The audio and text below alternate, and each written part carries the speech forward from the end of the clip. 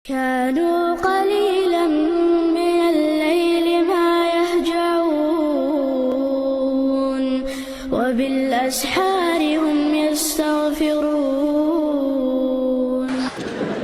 Soalan 1. Dalam sholat berjamaah, mohon Ustaz terangkan keadaan di mana makmum perlu atau tak perlu menghabiskan bacaan Fatihah bagi membolehkan makmum mendapat rakaat tersebut bersama imam. Mazhab Hanafi mengatakan al-imamu junnah, imam penanggung jawab, maka makmum tak perlu baca sebab dah cukup bacaan imam. Makmum diam. Kalau ada makmum di belakang diam dari awal sampai akhir, solatnya sah sebab bacaan ini dah ditanggung oleh imam. Makmum apa namanya? Makmum diam. Mazhab Hanafi. Mazhab Maliki, kalau imam ni baca jahar, makmum tak perlu baca lagi sebab dia dah dengar. Bismillahirrahmanirrahim. Alhamdulillahirabbil alamin. Arrahmanirrahim. Diam dia. Cukup sebab dia dah dengar bacaan imam. Maliki, kecuali pada zuhur dan asar, dia mesti baca sebab dia tak dengar bacaan imam. Mana kita dengar? Mazhab Syafi'i, makmum mesti baca Fatihah, dan saya pakai mazhab Syafi'i. Saya tetap baca di belakang. Salat zuhur saya baca, salat asar saya baca, salat maghrib, isya, subuh pun saya baca. Bila Ustaz baca Fatihah? Selepas imam baca. Ghairil maghdubi alaihim waladdallin. Amin. Baru saya baca Fatihah. Bismillahirrahmanirrahim. Alhamdulillahirabbil alamin. Arrahmanirrahim sampai habis. Ini dia kata waktu habis. Macam mana cepat betul imam? Ayat apa dia baca? Yasin. Allahu Akbar. Oh, pendek betul baca imam. Bila kita sampai ke masjid, imam itu nak ruku, Allahu Akbar. Man adraka raka'atan faqad adraka salah. Siapa yang dapat ruku, maka dia sudah dapat satu rakaat. Maka bila kita masuk ke masjid, nampak imam nak ruku, kita terus saja maju, tapi jangan terus ruku. Banyak juga makmum itu terus ruku. Allahu Akbar. Mana takbiratul ihram? Takbiratul ihram dulu. Allahu Akbar. Allahu Akbar. Mana Fatihahnya? Fatihah makmum ditanggung imam. Dalam mazhab Syafi'i sekalipun, bila dapat imam sedang rukuk, takbiratul ihram terus rukuk, sudah terhitung satu rakaat. Soalan 2, jika imam tak menyedari solatnya batal atas sebab-sebab tertentu, bagaimana status solat makmum yang mengikutnya sehingga salam? Adakah makmum masih dapat fadilat pahala? Kita sembahyang, manakala imam sujud, Allahu Akbar, nampak di tumit imam apa tu? Cat. Orang Kuala Lumpur sebut cat juga, pen.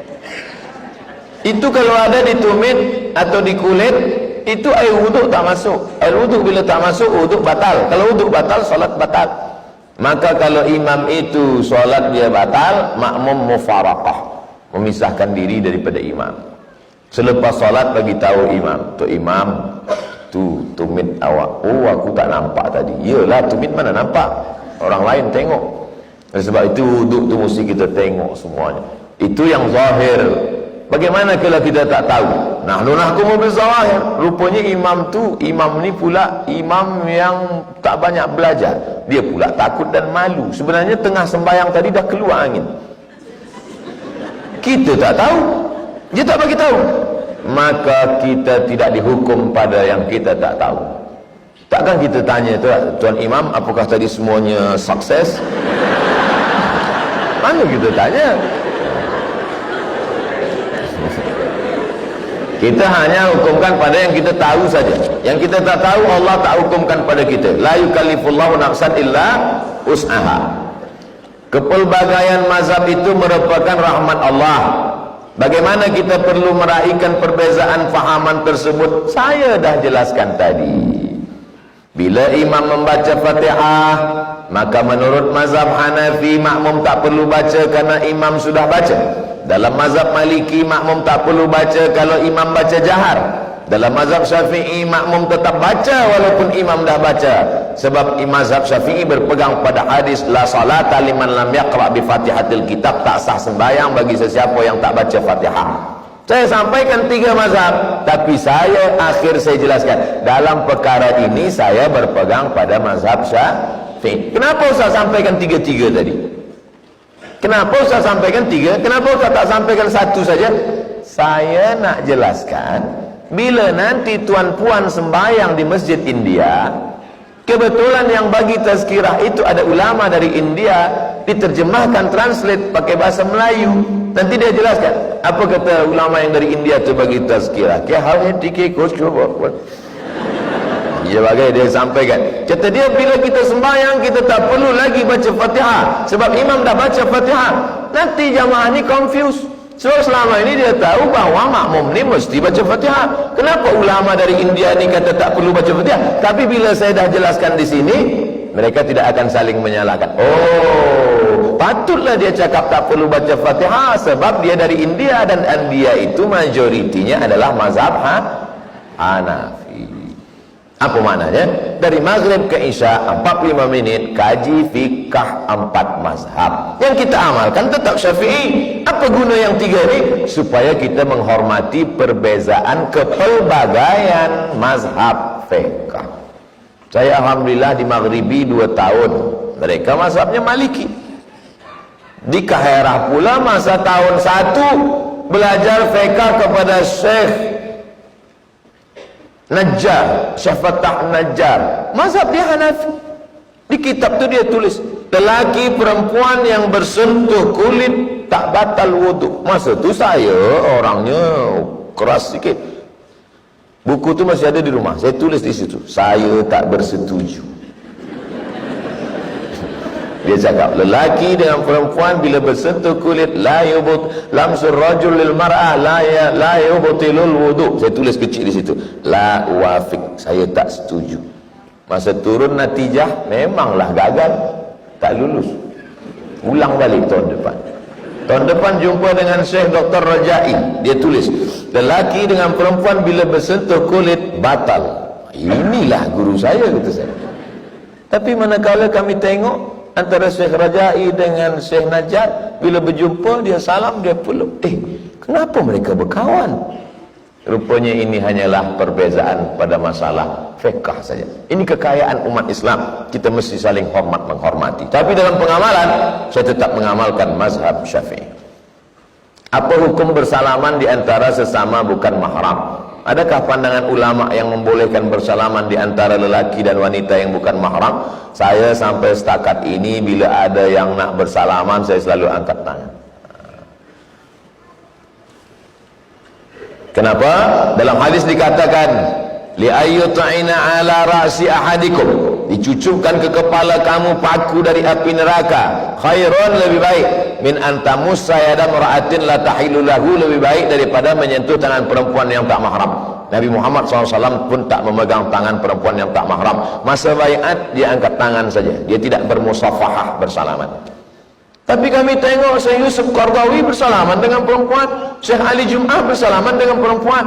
Dia ambil pendapat yang membolehkan bila tak ada nafsu. Saya ada nafsu lagi.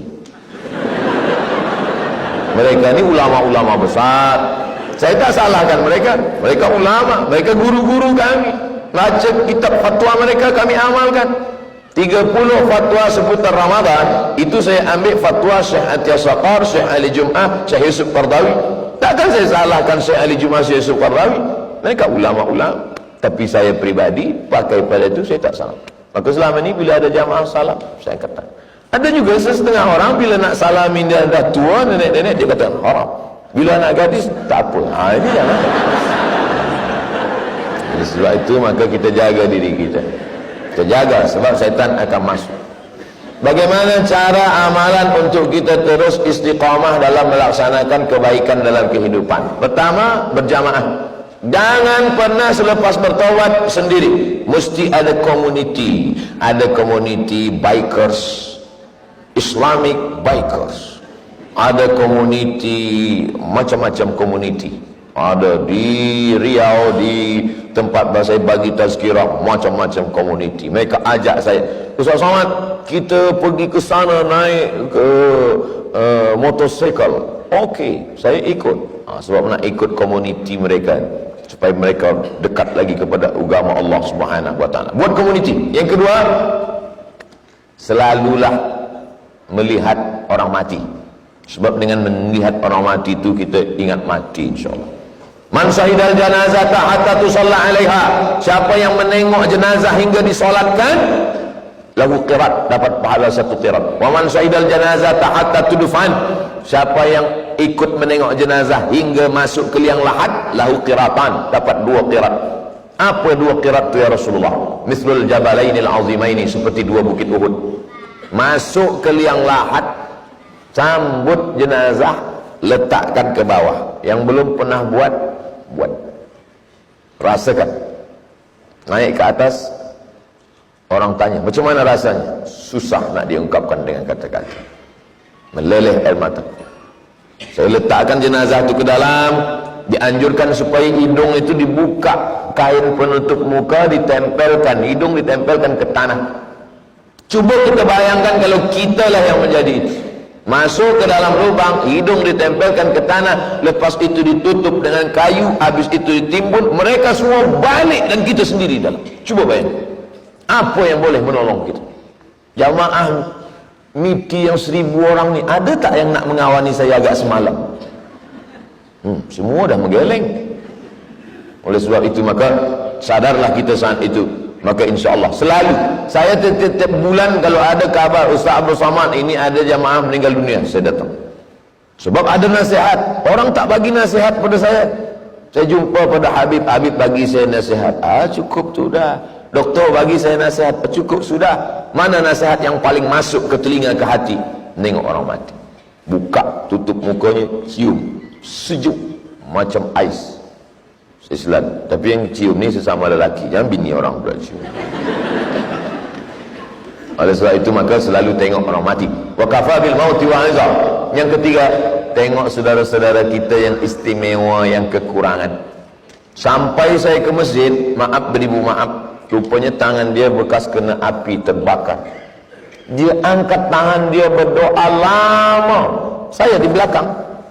Saya tengok, ya Allah, aku yang sihat selama ini mengangkat tangan kejap je.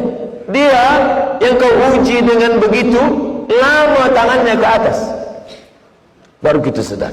Banyak nasihat yang kita tengok tak tertulis di buku, bukan ada kertas, bukan ada dalam kitab, tapi kita tengok dengan mata kita sendiri. Banyak orang-orang yang kekurangan dari physically dia, tapi sesungguhnya batin dia jauh lebih sempurna daripada kita. Kita pula physically kita sempurna, tapi batin kita cacat.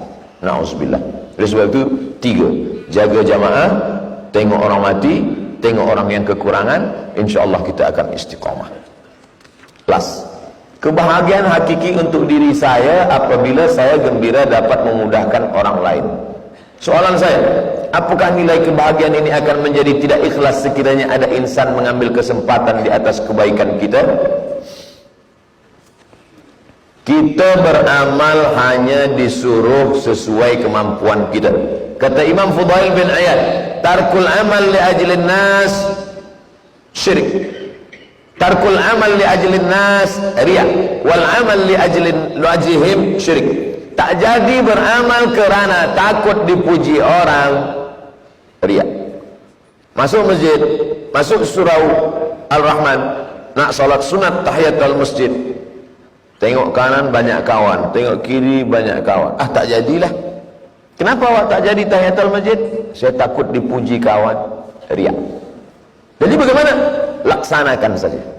Usolli sunnat tahiyatul masjid raka'atain lillahi ta'ala, Allahu Akbar. Tapi dalam hati ada rasa aku lebih, hilangkan. Yang tak boleh itu kita sengaja pesan ke kawan, brother, aku nanti bila masuk tahiyatul masjid tolong kau ambil gambar ya. Lepas tu kau masuklah dalam FB kau, status, aku nak tengok berapa like ni. Wal amal li ajlihim, beramal kerana orang lain, itu yang dilarang. Kita buat saja apa yang kita buat. Kerana kalau kita nak selamat dari kepentingan orang banyak, selamat dari cakap orang, kita tidak akan pernah beramal. Yakinlah itu. Pemuda-pemuda belia, orang yang baru taubat pergi ke masjid, dipuji orang. Oh, awak rajin sekarang ke masjid. Esok dia tak ke masjid lagi, takut dipuji orang. Ustaz Somad, saya tak ke masjid lagi. Sebab apa? Takut dipuji orang. Pergi ke masjid, langkahkan kaki, pergi berinfak, senangkan orang lain, mudahkan urusan orang lain. Siapa orang yang paling bahagia? Orang yang membahagiakan orang lain. Mudah-mudahan kita termasuk orang yang membahagiakan orang lain, insyaAllah. Amin ya rabbal alamin. Mohon bahan sumbangan tabung surau Ar-Rahman. Apa tanda orang bahagia? Maka dia membahagiakan orang lain. Apa tanda dia bahagia? Maka dia ikhlas memberikan apa yang boleh menolong agama Allah. In tansurullaha, kalau kau tolong agama Allah, yang surkum, Allah akan menolong kamu, memudahkan urusan kamu.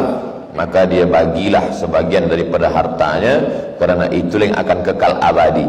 Kalau di dalam poket dia ada 1.000 ringgit, yang dia keluarkan 100, yang dia bawa mati yang 100, itu apa yang 1.000? Saya ulang sekali lagi. Kalau di dalam poket dia ada 1.000 ringgit, yang dia serahkan ke surau Ar-Rahman ada 100. Kalau dia mati, yang dia bawa yang 100, itu apa yang 1.000? Yang 1.000 itu akan tinggal, diambil ahli waris, habis. Maka serahkanlah sebanyak-banyaknya ke surau Ar-Rahman. Itulah yang akan Tuhan bawa mati, menolong. Tak percaya cakap saya, tunggu malaikat maut datang. Itulah mana iman. Itulah iman. Simpan. Ustaz Abdul Somad, kakak saya itu, masa dia hidup dulu, bila dapat duit dia beli emas, bila dia dapat gaji dia beli emas, bila dia dapat dia beli emas. Saya tengok, mata saya menengok emas dia, satu cuci tangan. Tempat basuh cuci tangan tu, itu emas semua isi. Saya tanya, mana emas tu sekarang? Habis diambil laki dia untuk bini baru. Saya bukan nak takut-takutkan puan. Maka kalau ada emas-emas tu sekarang, bagilah ke surau Ar-Rahman. Kalau tak percaya, cubalah. Tuan-tuan dah siap kan? Mereka malu dia sebenarnya. Sekarang boleh gelak, tapi di jalan dia berfikir, betul juga. Tapi jangan sebab ni nanti balik berkelahi pula. Adinda, mana T.O. abang? Buatlah sendiri. Patut mata engkau tajam tengok gelang aku ya. Tidak, niat saya baik, bukan niat nak buat orang bergaduh. Di akhir majlis, mari kita sama berdoa kepada Allah, mudah-mudahan kita istiqamah dan mati husnul khatimah. Ala hadhihi niyyah, untuk niat yang baik ini. Al-Fatihah. A'udzu billahi minasyaitonir rajim. Bismillahirrahmanirrahim. Alhamdulillahi rabbil alamin. Ar-Rahmanir Rahim. Maliki yaumiddin. Iyyaka na'budu wa iyyaka nasta'in. Ihdinas siratal mustaqim, siratal ladzina an'amta 'alaihim ghairil maghdubi 'alaihim waladdallin. Amin. Allahumma ja'alna minas su'ada al-maqbulin. Jadikan kami orang yang berbahagia kerana amalnya diterima Allah. La ta'ja'alna minal asqiya al-mardudin. Jangan jadikan kami orang yang sengsara kerana amal tak diterima Engkau ya Allah. Allahumma anzil rahmata wassalamata wal barakata ala hadhil jamaah. Turunkan keselamatan, kerahmatan, keridhaan, keberkahan kepada seluruh jamaah warga Miti ya Allah. Allahumma tahhir qulubana, sucikan hati kami dari penyakit riya, sum'ah, merasa diri lebih baik daripada orang yang lain ya Allah. Allahumma inna nas'aluka salamatan fid din, berikan kami keselamatan dalam agama, berpegang pada ahlus sunnah wal jamaah. Wa afiatan fil jasad, sehatkan badan kami jauh daripada penyakit zahir dan batin. Wa barakatan fil rizqi, berikan berkah rezeki sehingga kami boleh berinfak, berwakaf dan bersedekah. Wa taubatan qablal maut, berikan kami taubat sebelum kami mati kerana banyak dosa. Wa maghfiratan ba'dal maut, berikan kami ampunan selepas mati. Wa rahmatan indal maut, berikan rahmat ketika mati. Allahumma hawwin alaina ringankan kami fi sakaratil maut, manakala kami melalui sakaratul maut. Wan najata minan nar, selamat dari api neraka. Wal afwa indal hisab, selamat ketika dihisab. Wa adkhilnal jannata ma'al abrar, masukkan kami ke surga bersama orang baik-baik. Allahumma ja'al abna'ana wa banatina minas salihin was salihat. Selepas kami mati, anak cucu kami yang hidup di atas dunia ini, jadikan mereka istiqamah dalam kebaikan ya Allah. Min hafazil Quran wal hafizat, jadikan anak-anak kami menjadi para penghafaz Al-Quran. Allahumma barik lana fi arzaqina, berikan berkah rezeki kami sehingga kami boleh datang ke Baitullah haji dan umrah. Allahumma arzuqna ziyarata baitikal atiq, berikan kami rezeki sehingga kami boleh berziarah ke makam Rasulullah sallallahu alaihi wasallam. Allahumma ja'al akhirat kalamina inda intihai ajalina, jadikan akhir kalam kami ketika ajal kami tiba, yang keluar dari mulut kami adalah la ilaha illallah Muhammadur Rasulullah sallallahu alaihi wasallam. Rabbana atina fid dunya hasanah wa fil akhirati hasanah wa qina adzabannar. Wa sallallahu ala sayyidina wa maulana Muhammadin wa ala alihi wa sahbihi wasallam. Walhamdulillahi rabbil alamin. Taqabbalallahu minkum minna wa minkum taqabbal ya karim. Terima kasih segala perhatian, mohon maaf segala silap khilaf dan salah. Wallahul muwaffiq ila aqwamit thariq, waffaqana Allah lima yuhibbu wa yardah. Subhanakallahumma wa bihamdika asyhadu an la ilaha illa anta astaghfiruka wa atubu ilaik. Wassalamualaikum warahmatullahi wabarakatuh. Salamullah ala taha Rasulillah.